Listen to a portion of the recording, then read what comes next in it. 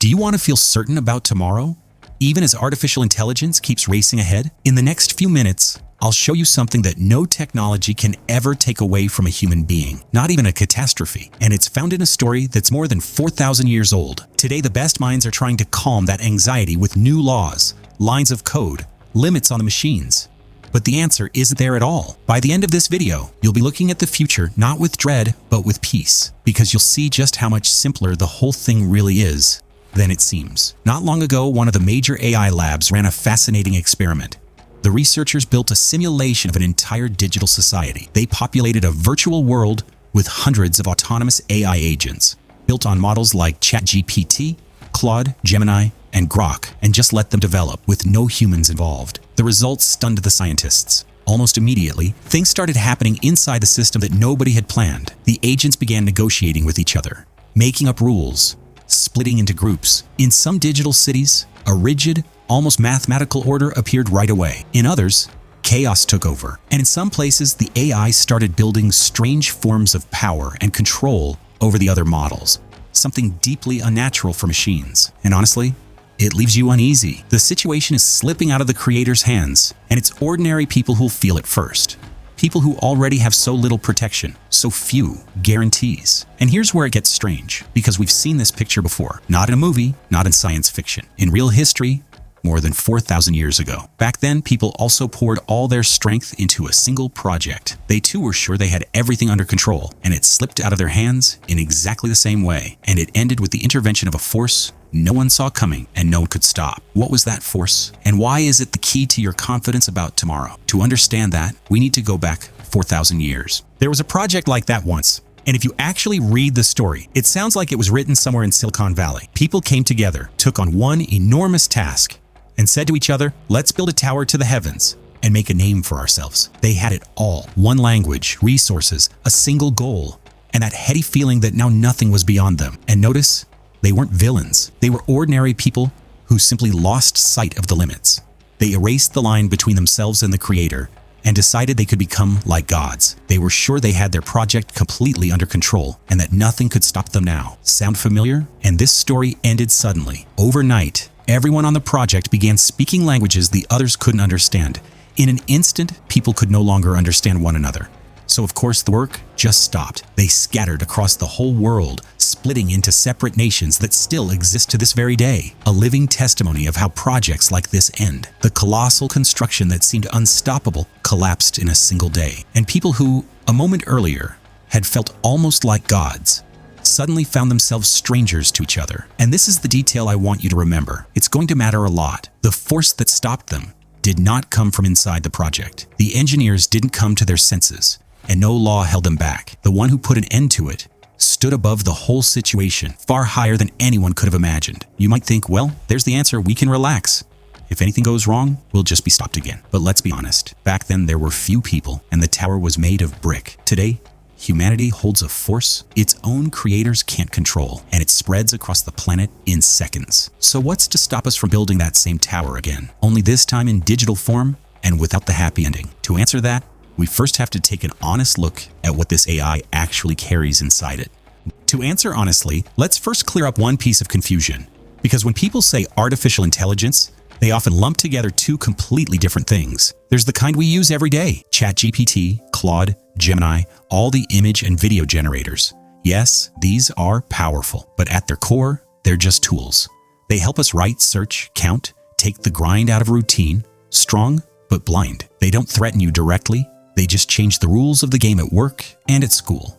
And then there's what's being built right now behind the closed doors of the big companies. They call it AGI, Artificial General Intelligence. And that's a whole different story. Why does that word send a chill through so many people? Because its own creators openly admit it. They're building a force they don't yet know how to control. But you know what's actually frightening? It's not even that it's hard to control. It's what it reflects. Look, it's simple. Every one of these systems learns from one thing only, from us, from everything people have ever written, said, done, and tried to justify. It's fed enormous volumes of our data, and so it turns into a giant mirror of all humanity. And if that's true, then it's not only our wisdom and kindness that go into that mirror. In goes all our cunning too, our cruelty, our talent for lying beautifully, and excusing any wrong. And now think about this. 26 centuries ago, The prophet Jeremiah said something that sounds like he was looking straight at our times. The heart is more treacherous than anything else and is desperate. Who can know it? Because if you build a machine that copies a human, then along with the good, you're scaling up that brokenness too.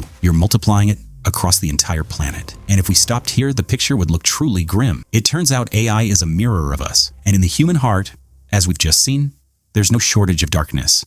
So only one conclusion seems to follow. The more powerful the machine becomes, the smaller our chances, and the less we ourselves seem to matter beside it. But wait, this is exactly where it gets interesting, because there's one truth about us that this mirror simply cannot reflect. We tend to think the stronger and smarter machines get, the less room is left in this world for people. Makes sense, right? But in reality, it's the exact opposite. Yes, if you measure a person by speed and strength, he loses to the machine. No argument there, but that's just it. A person's worth isn't there at all. It's somewhere else entirely. A human being is made in the image of God. Sit with that for a second. Not in the image of speed, not of strength, not of how useful he is. In his image. And what does that even mean? It means a person is given the very qualities God himself has. There are many of them, and one of them is free will. The ability to choose for yourself, to decide for yourself, to answer for your own choices. And it's precisely this, not memory size, not processing speed, that makes a person someone who truly cannot be replaced by nothing and by no one. And this changes everything. Since God himself gave us this freedom, he won't let anyone or anything take it away. Not even something a human dreams up and builds with his own hands. You see, if you have worth not only when you're useful, then you can't simply be written off. You can't be replaced. You can't be turned into a cog in someone else's system. And the proof that no one can strip that freedom away? It's the story of the Tower of Babel itself. What happened back then shows that history doesn't belong to machines or to any systems at all. What's more, it doesn't even answer to us. History moves forward only because the Creator allows it to be written. He says so himself in Revelation, I am the Alpha and the Omega, the one who is and who was and who is coming, the Almighty. Put simply, both the beginning and the end are in his hands. And that means this whole story has an author, and that author is not human. Human pride always runs into a wall sooner or later. It did at Babel, and it will keep doing so, no matter how many towers we build. The final word on this planet won't be written by an algorithm or by frightened engineers in some lab. It will be written by the one who created all of it. And that means the chaos isn't endless. It has a limit. And that very worth of ours is held not by a machine and not by a human, but by the one who stands above all of history. So no technology will take it away, no matter how powerful AI grows. And even the catastrophe so many people fear today will not be the final word. The last word doesn't belong to it. Of course, there's no denying the hardships. They will come. There will be new risks too. No one's hiding that. But you're no longer alone against a cold world ruled by raw force. Your worth has someone who stands behind it. None of this means you should sit back and wait for the weather to change. If everything we're talking about is true, then there's already something for you to do right now. And there are just 3 things to understand. First, stop looking at technology with fear. Artificial intelligence is not magic, and it's not some living creature that came for you. It's a tool, an ordinary tool, just a very powerful one. In one set of hands, it heals. In another, it harms. It all depends on who picked it up and why. Second, don't pretend this doesn't concern you. It does, very much so. We use these systems every day, which means we're already taking part in their growth. Every query, every click, every habit, it all flows into the common pool. So the choice is simple. Either you're a blind user who's easy to steer, or a person who understands what he's dealing with. And third, the most important one, don't lose the thing that doesn't depend on any machine. Because if we're honest, the root of the problem isn't AI at all. The root is in a person who suddenly decided he's a god unto himself. That's where it comes from. This endless craving to control everything, to bend everything to his will, to calculate it all in advance. That same tower, again and again, century after century. But we weren't made to be cogs in someone else's machine, and we weren't made to run the whole world either. We were made to live with meaning, to understand why we're here, where our limits are, and to walk calmly toward that meaning. And here's one thing it's really important to catch. The meaning of life isn't some final station you reach, step off, and relax. It's more like a direction you keep heading in your whole life. Picture a station with dozens of trains, and almost all of them are going the wrong way. The rush, the whistles, the crowd, and the task is really just one. Not to run with everyone else, but to board the one train that's heading the right way. Remember how, at the very start, I promised to show you something no technology, not even a catastrophe, could ever take away from a human being? And that the answer was found not in code and not in new laws, but in a story more than 4,000 years old? Well, now you're holding that answer in your hands. We're used to asking, what future will we choose?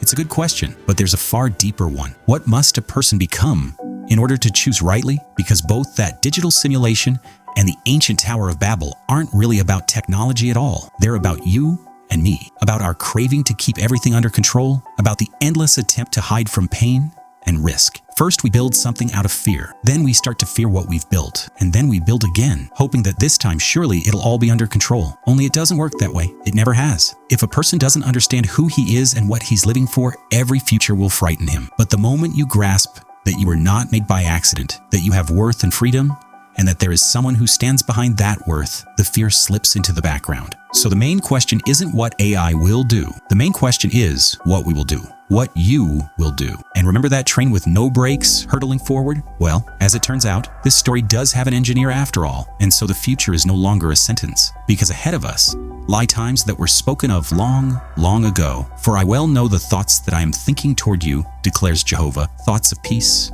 and not of calamity, to give you a future and a hope.